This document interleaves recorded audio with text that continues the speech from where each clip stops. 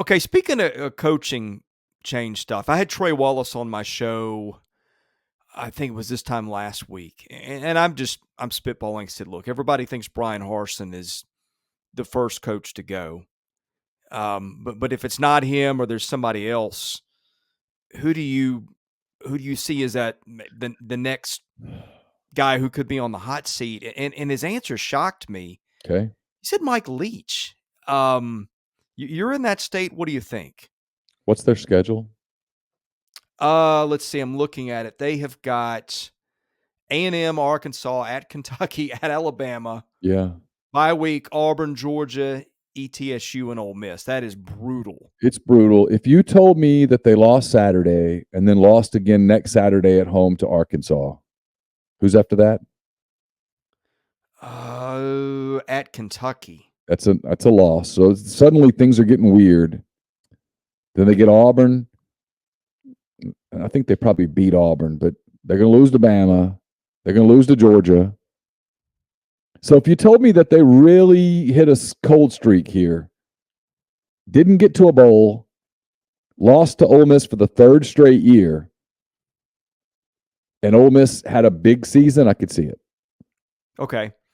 And you know who I'd hire at Mississippi State? I'll tell you who I would hire at Mississippi State without even hesitating. I would hire Hugh Freeze so fast. Oh man. Knows how to recruit the state, could put together a staff that could recruit the state, knows the state. He could go there. It'd be wild. But I think he could do a good job. Now I think he would take the Auburn job 4,000 times before he took State. But yeah. Here's the problem State's got is State's so far behind on NIL that without it, and let's not kid ourselves, everything that used to be, quote, illegal is now legal. Yeah. I mean, it's not really, but it is. And so if you don't have the funds to procure players, I don't care who you are. I mean, you've got to have an NIL program in place where you can pay guys. Did you hear Leach's quote at Media Days on this? I didn't. I don't remember. I like Mike. I've met him before. Yeah. He's obviously a smart guy. Sometimes I think he talks so much that it ends up sort of hurting him. But no, I didn't hear what he said. I think he had the quote that summed it up. He said, imagine if you went to the NFL today and said, you've got year-to-year free agency and uncapped salaries. What kind of looks would you get? And he said, that's what we're dealing with here in the NCAA right now. And he's right. Mm-hmm.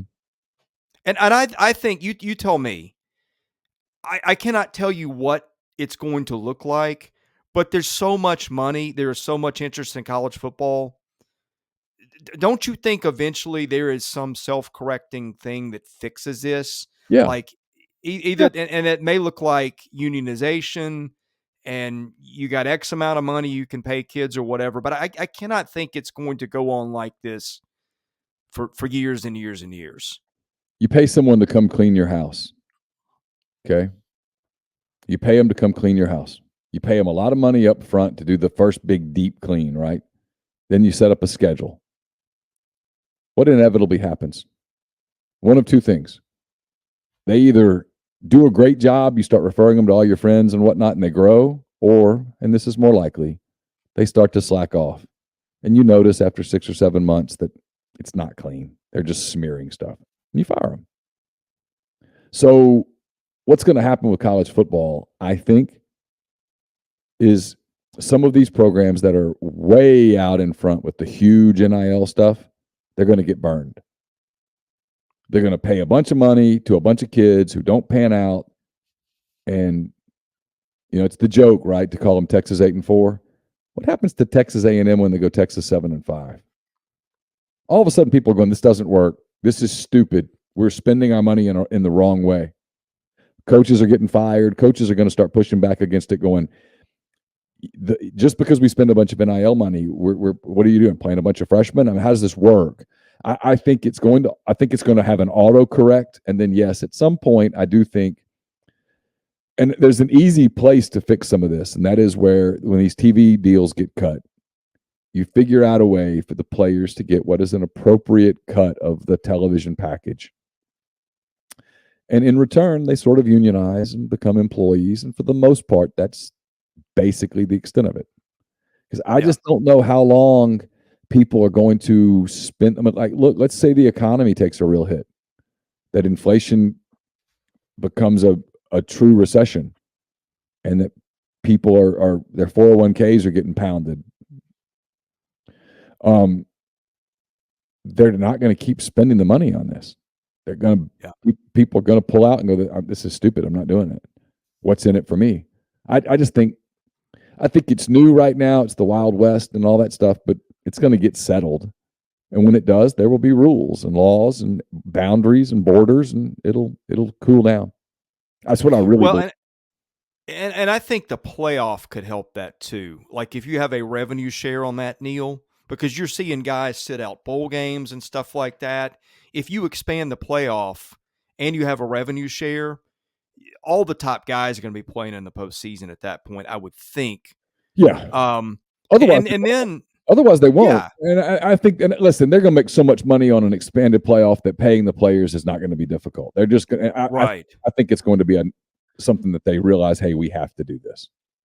Yeah. Well, and the other thing, I think the fallout effect of all that, say you have a 12 or 16 team playoff or whatever, all of a sudden the Music City Bowl, instead of 7-6 and 7-6, you may get 9-3 and 9-3.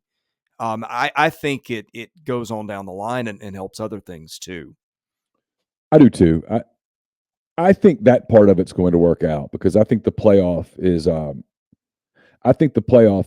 was having to respond to my daughter on something. I apologize. I think the playoff is going to be a little bit of a leveling agent for college football. Somewhat. I think it makes more teams contenders.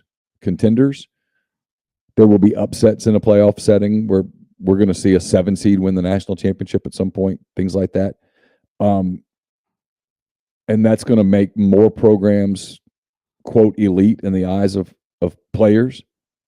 And I think there will be a leveling off. I do. Neil, I've kept you almost an hour. I know you're the busiest man I know.